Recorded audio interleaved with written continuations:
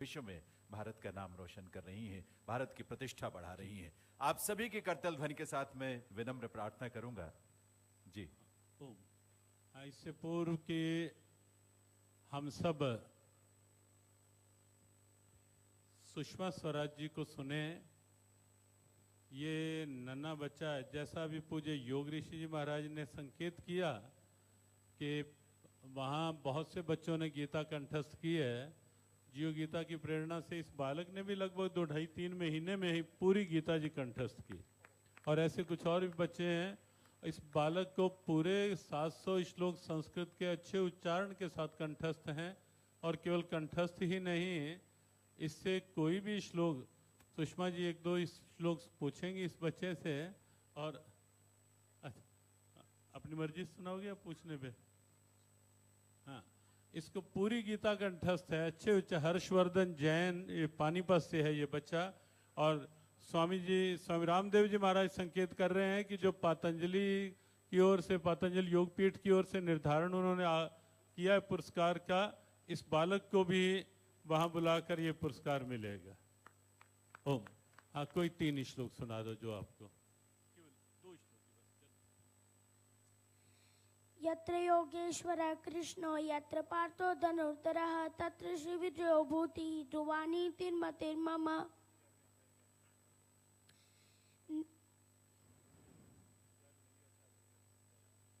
मत्कर्मा किन् मत्परमो मद्भक्तः संगवर्जितः निर्वैरः सर्वभूतेषु यः मामेति पाण्डव।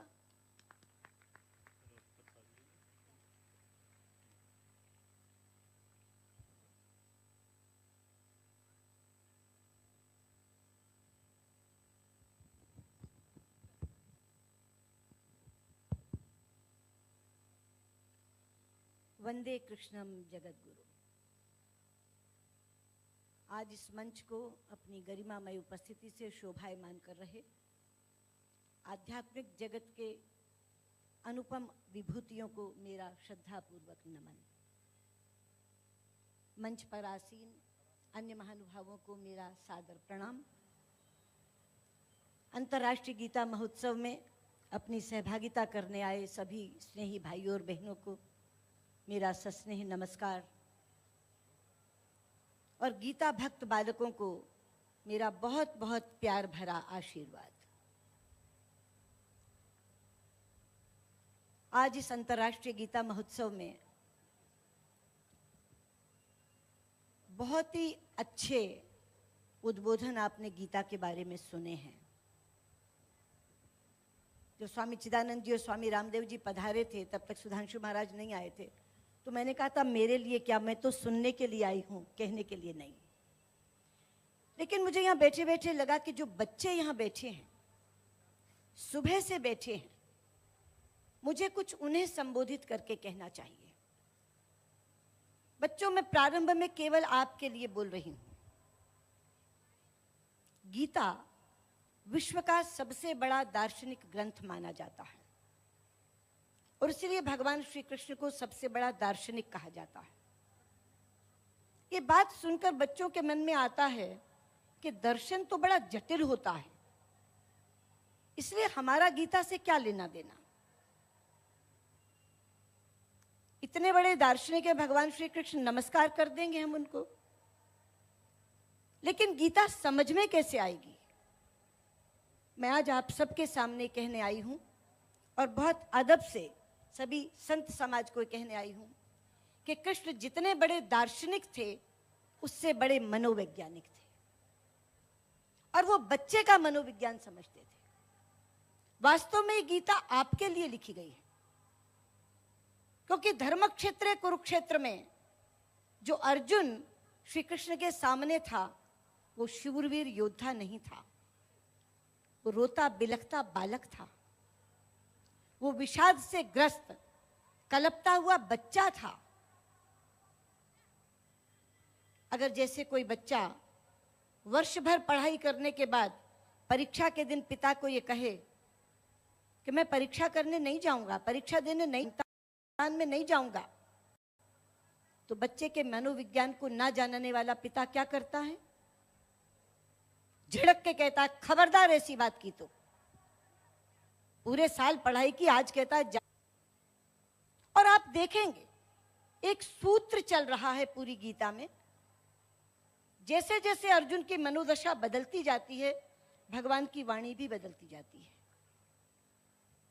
वो प्रलाप कर रहा है, रो रहा है, शिकायत कर रहा है और यहां तक कह बैठता है भगवान श्री कृष्ण से, ना कांक्षे विजयम कृष्ण न च राज्यम सुखानि च। मुझे तो ना विजय चाहिए, ना राज्य चाहिए, ना सुख चाहिए, कुछ नहीं चाहिए। भगवान सुनते रहते हैं चुपचाप, गुस्सा नहीं करते, नाराज नहीं होते। वो फिर प्रलाप करता रहता है, 46वें श्लोक तक प्रथम अध्याय के प्रलाप करता रहता है। दूसरे अध्याय में श्री कृष्ण मुख खोलते हैं और दूसरे अध्याय के दूसरे श्लोक में भगवान श्री कृष्ण पहली बार गीता में बोलते हैं, नाराजी से नहीं। क्या कहते हैं? ये कैसा मोह हो गया अर्जुन तुझे, ये असमय बोल रहा है तू। अरे तेरे सामने खड़े हैं सब लोग, अपने अपने रथ पर आरूढ़ होकर आए हैं, अपने अपने शस्त्र लेकर आए हैं, और तू अपना गांडीव नीचे रख करके ऐसी बात कर रहा है। तो क्या कहते हैं? क्षुद्रम हृदय दौर्बल्यम त्यक्त्वा उत्तिष्ठ परंतप। ये दिल की कमजोरी छोड़ अर्जुन, खड़ा हो। फिर उन्हें लगता है कि अकेले मेरे कहने से तू नहीं मानेगा, तो थोड़ा सा संदेश देते हैं कि तू क्यों भ्रमित है, तू क्या सोच रहा है कि तू इन्हें मारेगा। तू बार बार ये कह रहा है मेरे गुरुजन खड़े हैं, मेरे परिजन खड़े हैं, इन्हें कैसे मारूं। अरे ये तो पहले से मरे हुए हैं, तू किसको मारेगा? एक शरीर है और एक आत्मा है। शरीर तो नाशवान है, तू नहीं मारेगा तो कोई और मार देगा, बीमारी से मर जाएंगे। ये शरीर तो नश्वर है, इसने जाना है, आज नहीं तो कल जाएगा ही जाएगा। और रही आत्मा, उसे तो कोई नहीं मार सकता। तू कौन है मारने वाला? नैनम छिंदंत शस्त्राणि नैनम दहति पावकः न चैनम क्लेदयन्त्यापो न शोषयति मारुतः। तो किसकी बात कर रहा है? वो जीवात्मा जो न शस्त्र से कट सकती है, ना अग्नि से जल सकती है, ना वायु से सूख सकती है, तू उसको मारने की बात कर रहा है। उन्हें लगता है अब भी समझ में नहीं आई, तो लालच देते हैं, लोभ देते हैं। क्या कहते हैं? हतो व प्राप्स्यसि स्वर्गः जित्वा वा भोक्ष्यसे महिम तस्माद् उत्तिष्ठ युद्धाय कृत निश्चय। लालच देते हैं। अच्छा मेरी बात सुन, देख तेरे दोनों हाथों में लड्डू हैं, अगर युद्ध में मारा जाएगा तो स्वर्ग मिलेगा, और अगर जीत जाएगा तो राज्य मिलेगा। तो फिर क्यों घबराता? उठ, निश्चित तौर पे युद्ध कर। जब उन्हें लगता है ये लालच से भी नहीं समझ रहा, तो भगवान को एक बात सूझती है कि ये सोचता है कि मैं इसका सारथी हूं, मित्र हूं, मेरी बात ये क्यों सुनेगा? मैं तो सारथी बनकर खड़ा हूं, ये मुझे एक साधारण मनुष्य मान रहा है।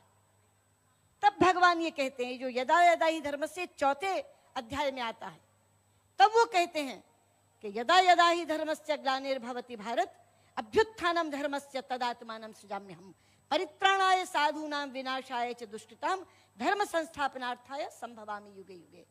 कि अर्जुन तू मुझे साधारण मनुष्य मान रहा है ना, क्योंकि मैं तेरा सारथी बन के खड़ा हूं। अरे पगले, मैं मनुष्य के रूप में तो अवतार लेकर आया हूं, और हर बार जब धर्म की हानि होती है मैं आता हूं। जब जब धर्म की हानि होती और बढ़ता पाप है, तब तब स्वयं में धारता अवतार भारत आप हूं। और क्यों आता हूं? अच्छे लोगों की सुरक्षा करने के लिए आता हूं, बुरे लोगों को खत्म करने के लिए, मारने के लिए आता हूं, धर्म की स्थापना के लिए आता हूं। तो मैं साधारण मनुष्य नहीं हूं। तो मुझे अपना सारथी मान करके साधारण मानव की तरह तू मेरे साथ व्यवहार कर रहा है। मैं इस सृष्टि का जन्मदाता हूं, इस सृष्टि का रचयिता हूं, मैं इस सृष्टि का पालन करता हूं, और मैं इस सृष्टि का संहारक भी हूं। तो तू सुन, मैं साक्षात ईश्वर हूं। फिर आगे की बात चलती है, फिर उसकी समझ में नहीं आता, तो उन्हें लगता है कि इसको सुनाने से नहीं चलेगा, दिखाने से चलेगा। फिर 10वें अध्याय में आकर विभूति योग में अपनी विभूतियां बताते हैं। उससे भी चौंकता जरूर है लेकिन समझता नहीं। तो फिर विराट रूप का दर्शन कराते हैं, विश्व रूप दर्शन योग, और उसमें दो तरह के भाव दिखाते हैं। ऐसे दृश्य भी दिखाते हैं जिसे देखकर अर्जुन आनंदित होता है, और ऐसे दृश्य भी दिखाते हैं जिसे देखकर अर्जुन भयभीत होता है। वो विराट रूप दर्शन करके उनको लगता है अब तो समझ जाएगा, फिर समझाते हैं, फिर भी नहीं समझता, तो खींच कर कहते हैं 18वें अध्याय के 63वें श्लोक में, यथेच्छसी तथा कुरु, जो तेरी इच्छा है तू कर। देख अर्जुन, मैंने तो रहस्य से रहस्यमय ज्ञान तुझे दे दिया, गोपनीय से गोपनीय चीज तुझे बता दी, अब उसके बाद भैया तू जो तेरी मर्जी है वो कर। खिंच जाता है पिता जब इतनी बात सुनाने के बाद, तो यथेच्छसी तथा कुरु, जो तेरे मन में है वो तू कर। लेकिन अगले क्षण आता है, अरे ये विषाद केवल आश्वासन देते हैं, भरोसा दिखाते हैं, विश्वास देते हैं केवल, और उस विश्वास की पराकाष्ठा आती है 18वें अध्याय के 66वें श्लोक में, जब कृष्ण कहते हैं सर्वधर्मान परित्यज्य मामेकम शरणं व्रज अहं त्वा सर्व पापेभ्यो मोक्षयिष्यामि मा शुचः।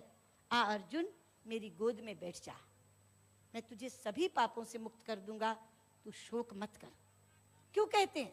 क्योंकि वह पूरे समय प्रलाप करते हुए कहता है मुझे पाप लगेगा, मुझे पाप लगेगा, मुझे पाप लगेगा, मैं गुरुजन को मारूंगा तो पाप लगेगा, परिजन को मारूंगा तो पाप लगेगा, बंधु बांधवों को मारूंगा तो पाप लगेगा। तो उन्होंने कहा जब तक मैं ये नहीं कहूंगा कि तुझे पापों से मुक्त कर दूंगा, ये नहीं मानेगा।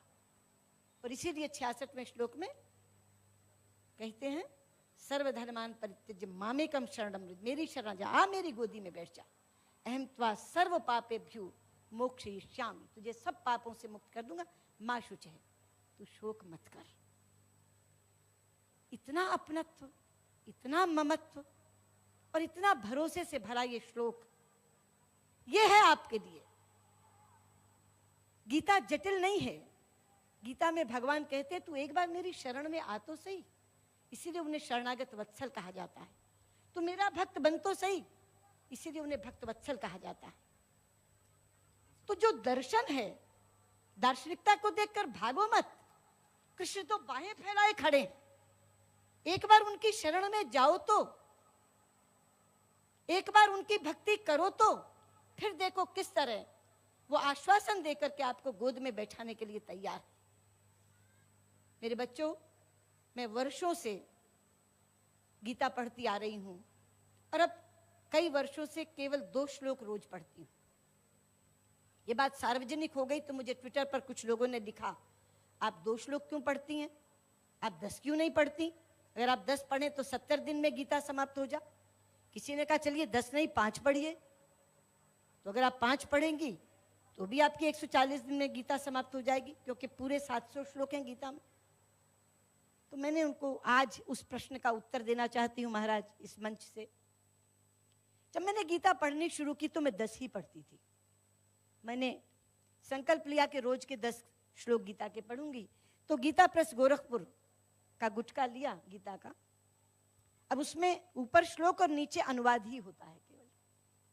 तो मैंने वो 10 श्लोक पढ़े, पढ़ती गई, लेकिन जब इच्छा कहती हूँ तो कहती हूँ जो इच्छा तेरी, एक उसास भर के आती है वो बात, जो हरी इच्छा स्वीकार करूंगी। तुमने सोचा, उसमें एक उदासी का भाव भी होता है और एक मीठा सा उल्हाना भी होता है। जो तूने सोचा मेरे लिए, जो तूने सोचा। तो मुझे लगा कि अनुकूलता और प्रतिकूलता से भी, अगर 20-21 की उम्र में भी जब दहलीज पर पांव रखना है जिंदगी के, अभी तो पढ़ रहे हो ना, जिंदगी जीने का काम तो तब आएगा जब पढ़ाई समाप्त करके जिंदगी की दहलीज पे कदम रखोगे। मैं आपको पूर्ण विश्वास के साथ कहती हूं कि जिस तरह की जिंदगी कृष्ण जीवाना चाहते हैं, वो कृष्ण के प्रति वो जिंदगी आप जिएंगे, अपना कर्म कृष्णार्पण करके प्रारंभ करेंगे और उसके फल की इच्छा न करते हुए उसका फल उन पर छोड़ देंगे। और वही जियो गीता का बहुत बड़ा लक्ष्य है, वही जियो गीता का बहुत बड़ा संदेश है। और आप केवल जिएंगे नहीं, जियो गीता के संदेश वाहक बनेंगे। ये कृष्ण की कृपा आप पर बरसेगी। इतना ही मुझे आपसे कहना है। और मैं पुनः स्वामी जी, ज्ञानानंद जी महाराज, स्वामी रामदेव जी, स्वामी चिदानंद जी, आचार्य सुधांशु जी महाराज, जिन्होंने अपने श्री वचनों से आप सबको सारगर्भित उपदेश दिया, और हमारे राज्यपाल श्री गणेशी लाल जी, जिन्होंने आपको आध्यात्मिक नहीं लेकिन वैज्ञानिक तरीके से गीता को सिखाया, और केवल घोष के माध्यम से हमारे इंद्रेश जी ने जो गीता का पाठ आपने पढ़ाया, इन सब के प्रति धन्यवाद देती हुई अंतिम धन्यवाद मुख्यमंत्री हरियाणा के श्री मनोहर लाल जी खट्टर को देना चाहूंगी कि आज उन्होंने ये अंतर्राष्ट्रीय गीता महोत्सव प्रारंभ करके 4 वर्ष से कुरुक्षेत्र को विश्व के नक्शे पर लाकर खड़ा कर दिया, और वो भी किसी टेक्नोलॉजी के कारण नहीं। बेंगलोर है, टेक्नोलॉजी का हब है, हैदराबाद सिटी है, टेक्नोलॉजी का हब है, लेकिन ये सारी टेक्नोलॉजी उसके आगे फेल हो जाती है जब कृष्ण का ये दर्शन एक बालक के मनोविज्ञान की तरह आम बच्चे को समझाने का काम करता है, जीवन जीने का काम करता है। तकनीक जीवन जीना नहीं सिखा सकती, कृष्ण का दर्शन और कृष्ण का मनोविज्ञान जीवन जीना सिखाता है। और जिस दिन आप जीवन जीना सीख जाओगे, उसके बाद फिर कुछ बाकी नहीं रहेगा। ये आवागमन से मुक्ति, तुम और कृष्ण की तार एक साथ जुड़ जाएगी। यही आशीर्वाद आपको देते हुए अपनी बात समाप्त करती हूँ। बहुत बहुत धन्यवाद। नमस्कार। वंदे कृष्णम जगत।